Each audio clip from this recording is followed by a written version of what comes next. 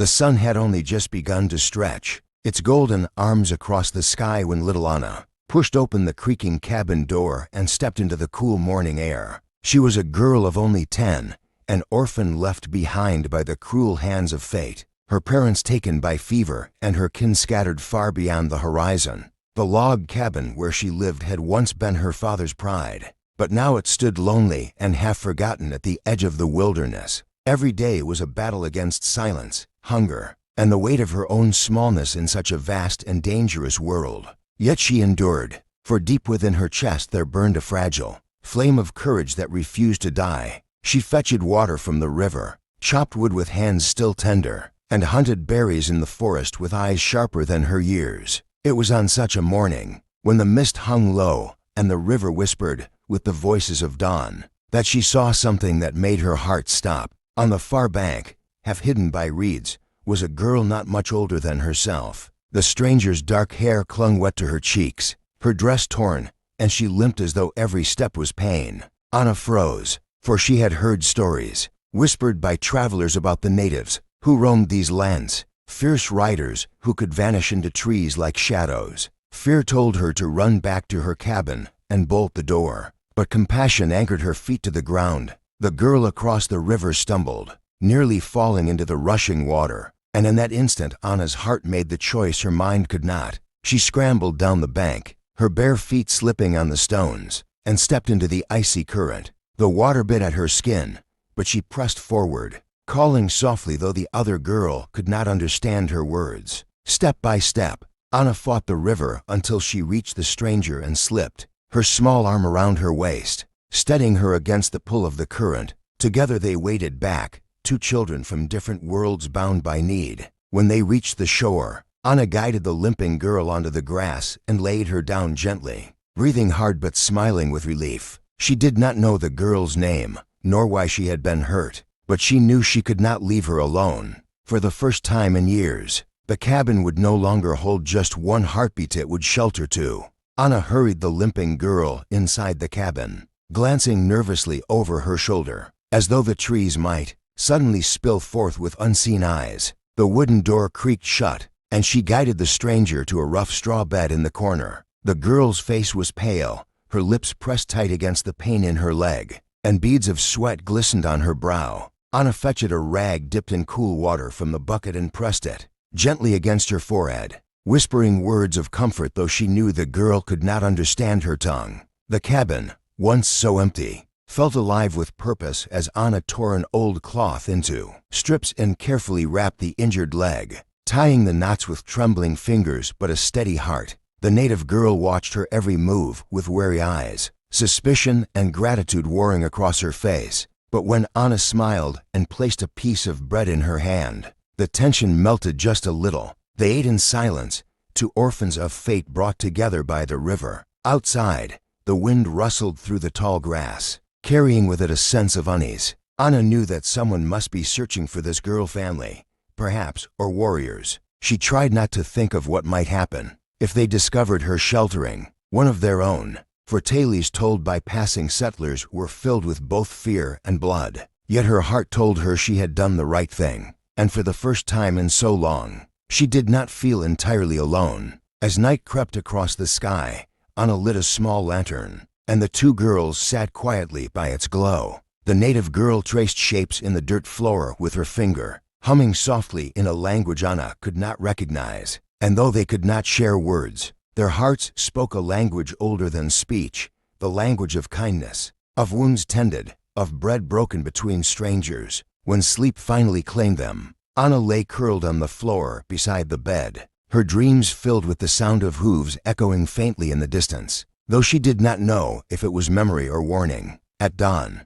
she awoke to the soft light of daybreak seeping through the cracks in the cabin wall, and her heart froze, for the sound was no dream. Outside, steady and powerful, came the unmistakable thunder of horses. Anna rushed to the door and pulled it open, and there before her, lined in grim formation, stood 30 native warriors astride their painted steeds, spears glinting in the pale light. The world seemed to hold its breath as the orphan girl and the mounted warriors stared at one another, and in that silence, everything she had ever feared and hope balanced on the edge of the moment.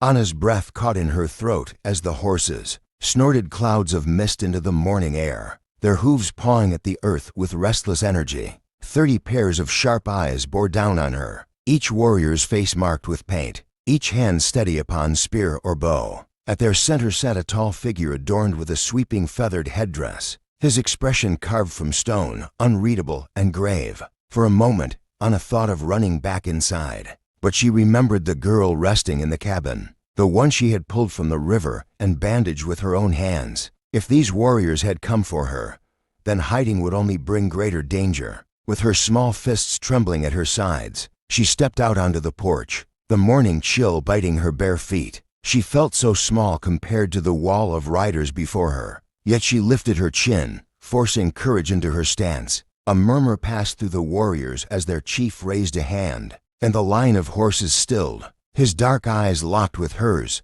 questioning, testing. Anna's lips parted, but no words came. She only pointed gently back toward the cabin, her heart pounding like a drum in her ears. The silence stretched thin until suddenly the limping girl appeared in the doorway, her bandaged leg dragging slightly as she leaned on the frame.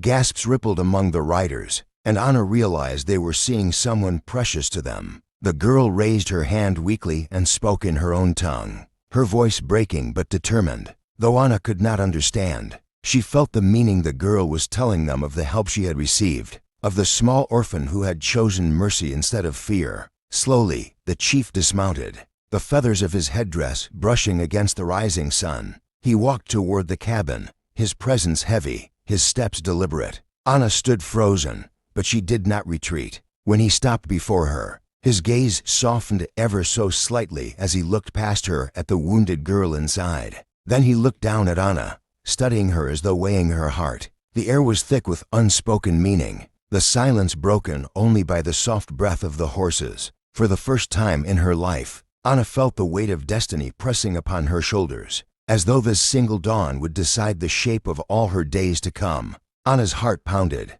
so loudly she thought the warriors must hear it echoing in the morning air. The tall chief stood before her, his shadow stretching across the cabin door, his eyes unreadable pools of judgment. For what felt like an eternity, he neither spoke nor moved, and the girl wondered if this would be the moment her world shattered. Then, from behind him, the limping girl raised her voice once more, her words tumbling out in a rush. Though Anna could not grasp their meaning, she felt the weight of their truth, carried on the trembling of her tone and the conviction in her gaze. The chief listened, his stern features softening as his daughter. Anna now guessed she must be pointed to the bandages around her leg, and then toward the little orphan, who had stood fearless in the face of 30 warriors. Murmurs spread through the riders, the kind that carried both relief and astonishment. At last the chief placed a hand on his chest and inclined his head, a gesture that seemed both solemn and grateful. Anna, trembling still, copied the motion,